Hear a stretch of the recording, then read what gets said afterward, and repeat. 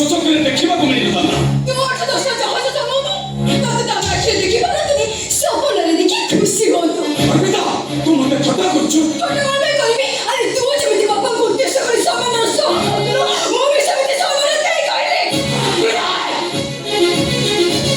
ଏତେ ବଡ଼ ପାଟି କଲେ ମୋ ମୁଣ୍ଡ ବିନ୍ଧୁଛି। ଦିନେ ଛାଡ଼ିଦିନ ମୁଁ କୁଆଡ଼େ ଯାଉଛୁ, କ'ଣ କରୁଛୁ କିଛି ଖବର ନାହିଁ। ଘରେ ଆସି ପାଦ ତୋ ଖାଲି କରୁଛ ନା? ଚୁପ୍ କର। ମୋ ମୁଣ୍ଡକୁ ବେଶୀ ଗରମ ନ କରି ସିଧା ସେଇ ବାବୁ ମୁଣ୍ଡ ଏତେ ଗରମ ହେଇଯାଉଛି କାହିଁକି? ଖାଉଛୁ, ପିଉଛୁ, ବୁଲୁଛୁ, ସେଥିରେ ପୁଣି ଏତେ ଟେନସନ୍। ଆଉ ଯଦି ରୋଜଗାର କରି ଏ ଘରଟା ଚଳୁଥାନ୍ତୁ, ତାହେଲେ ତ ଟେନସନ୍ ତୋ ମୁଣ୍ଡ ବାଟେ ତୁଇ ଭଳେଇ ଯାଇଥାନ୍ତୁ। ଆମେ ସେଇ ରୋଜଗାର କରିବା ପାଇଁ ମୋ ମୁଣ୍ଡ ଟେନସନ୍। ଅର୍ଥ ଅଭାବରୁ ବେଶୀ ପାଠ ପଢି ପାରିଲିନି। ତୁ କ'ଣ ଜାଣିନୁ ଆଜିକାଲି ଚାକିରି ପାଇଁ ହାତ ଗୁଣା ଦରକାର। ବିଜନେସ୍ କରିବି। ଆଚ୍ଛା, କ'ଣ ବିନା ଅର୍ଥରେ? ତୋ ମୁଣ୍ଡ ଆଉ କିଛି କାମ କରୁନାହିଁ ଆଉ। ସେଇଥିପାଇଁ ମୋତେ ତୁରନ୍ତ 5 ଲାଖ ଟଙ୍କା ଦରକାର। ତାହେଲେ ତୋ ମୁଣ୍ଡ ଠିକ୍ କାମ କରୁଛି ନୁହଁ? ଏ ବର୍ଷ ନର୍ସିଂର ଫାଇନାଲ ଇୟର। ଏକ୍ଜାମ୍ ପୂର୍ବରୁ ମୋତେ 1.5 ଲକ୍ଷ ଟଙ୍କା କଲେଜ ଦେବାକୁ ପଡ଼ିବ। ତାହେଲେ ମୁଁ ଏକ୍ଜାମ୍ ଦେଇପାରିବିନି। 10 ଦିନ ହେଇଯିବ ସେ କଥା ମୁଁ ଘରେ କହିଲିନି। ଆରେ ତୁ କ'ଣ ଜାଣିନୁ? ଏଣିକି ମୁଁ ପାଠ ପଢ଼ିବି କି ପାଠ ପଢ଼ା ଟୋଳି ବନ୍ଧା ହବ ସେ କଥା ମୁଁ ଜାଣିପାରୁନି। ସେଥିରେ ପୁଣି ତୋର ଦରକାର 5 ଲକ୍ଷ। ଆଚ୍ଛା ଭାଇ, ଏଇ 3-4 ଦିନ ଭିତରେ ତୁ କୋଉ ସପନ ରାଜ୍ୟରେ ଘୁରି ବୁଲିଥିଲୁ କି? ଘରେ ପଡ଼ି ରହିଛି, ଭଲ ବି ଟିକେ ମୂଲ୍ୟ ବି କରିପାରୁନି। ତୁ କହରେ ମା, ଏମିତିକା ଏକ ପରିସ୍ଥିତିରେ ମୁଁ ତମମାନଙ୍କ ଆବଶ୍ୟକତା କେମିତି ପୂରଣ କରିବି? ତାହେଲେ ତମ ଜମି ବାଡ଼ି ବିକ୍ରି କରିଦିଅ।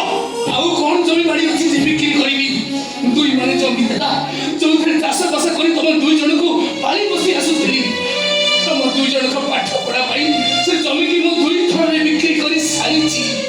ଆଉ ବାକି ରହିଲା ଏ ଘର ଝିଅ ଖଣ୍ଡକ। ତାହେଲେ ଘର ଝିଅ ବାଡ଼ି ବିକ୍ରି କରିଦିଅ। ଘର ଝିଅ ବିକ୍ରି କରିଦେଲେ ଆମେ ରହିବା କୋଉଠି? ଭାଇ ତ ଶ୍ୱଶୁର ଆମକୁ ସବୁ ରଖିବ ବା। କଥା କହିବୁନି କହିଦେଉଛି। ଏ ସଞ୍ଜୟ, କାହିଁକି କହିଲୁ ନିଜ ନିଜ ଭିତରେ ଯୁକ୍ତି କରୁଛ? ମୁଁ ମାନୁଛି, ମୁଁ ଏ ଘରେ ବସିଲା ଦିନଠୁ ମୋ ବଡ଼ ଝିଅ ସଙ୍ଗୀତା ଏ ଘର ପାଇଁ ସବୁ କିଛି କରି ଆସୁଛି। ମୋ ଝିଅ ଆଜି ଆସୁ, ତାକୁ ସବୁ କଥା କହିବୁ।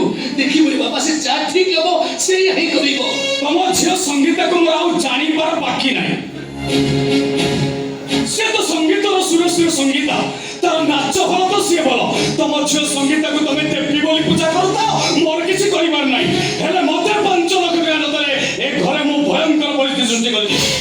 ଭାଇ ତ ମୁଣ୍ଡ କାମ କରୁଛି। ଆରେ କ'ଣ ସବୁ କହିଯାଉଛୁ?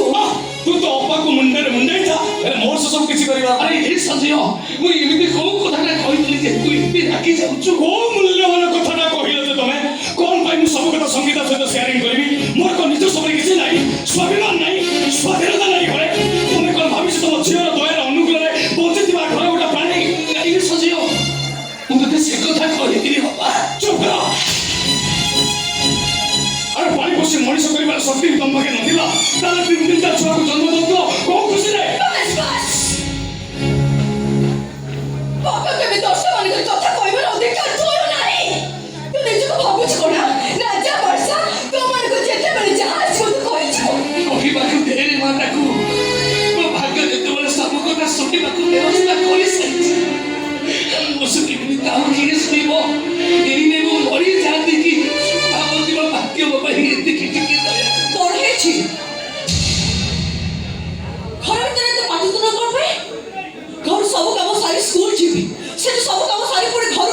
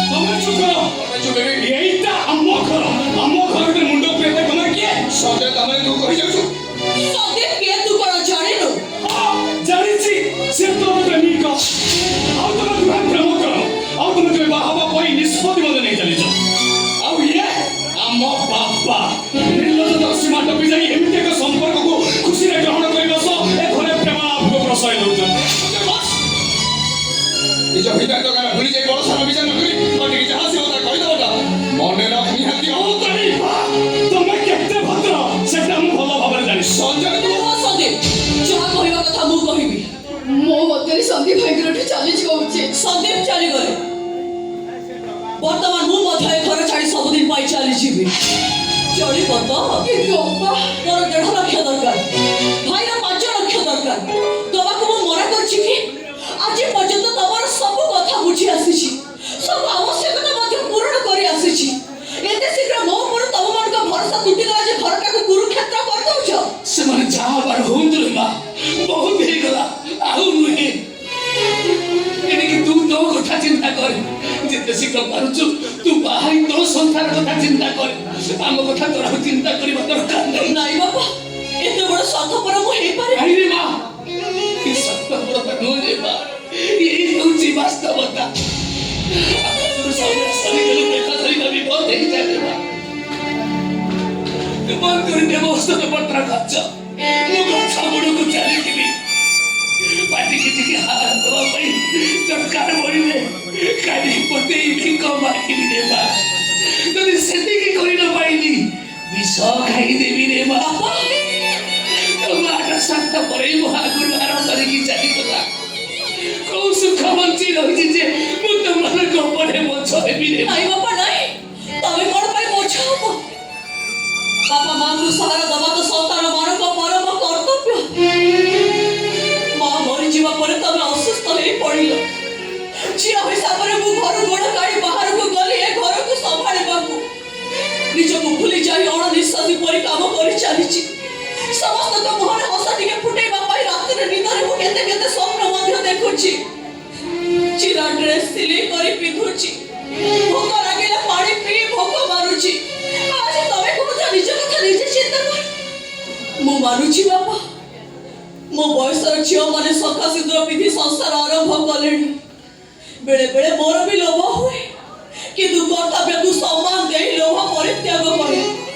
ଏଥିପାଇଁ ସନ୍ଦୀପକୁ ମଧ୍ୟ ମୁଁ ବହୁତ ଅଣଦେଖା କରିଛି। ସନ୍ଦୀପ ମୋତେ କେବେ ବାଧ୍ୟ କରିନି, କିନ୍ତୁ ଆଜି ଏ ଘରେ ସନ୍ଦୀପକୁ ମଧ୍ୟ ଅପମାନିତ ହେବାକୁ ପଡ଼ିଲା। ଓ ଭାବି ଭିଡ଼ୋଇକି ପଦେ ଅଧେ କହିଦେଲି ବୋଲି ତତେ ବେଶୀ ବାଧି ଯାଉଛି ନା? ହେଲେ ମୋ ଛାତି ଭିତରେ କ'ଣ ଯନ୍ତ୍ରଣା ନାହିଁ? ତୋ ଯନ୍ତ୍ରଣାକୁ ଲାଘବ କରିବାକୁ ମୁଁ କ'ଣ ନିଜକୁ ବିକ୍ରି କରିଦେବି? ଚାକିରି କରି ମୋତେ ଆଣି 5 ଲକ୍ଷ ଟଙ୍କା ଦେଇଦେବି। ମୁଁ ସେ କଥା ଜାଣିନି, ମୋର କିନ୍ତୁ 5 ଲକ୍ଷ ଟଙ୍କା ଦରକାର। ତୁ କୋଉଠୁ ଆଣିବୁ, କେମିତି ଆଣିବୁ ସେ କଥା ତୁ ଜାଣିବୁ। ଏ ଘର ଠିଆ ବାଡ଼ି ବିକ୍ରି କରିଦେ, ନଚେତ ତୋ ଇଜ୍ଜତ। ସଞ୍ଜୟ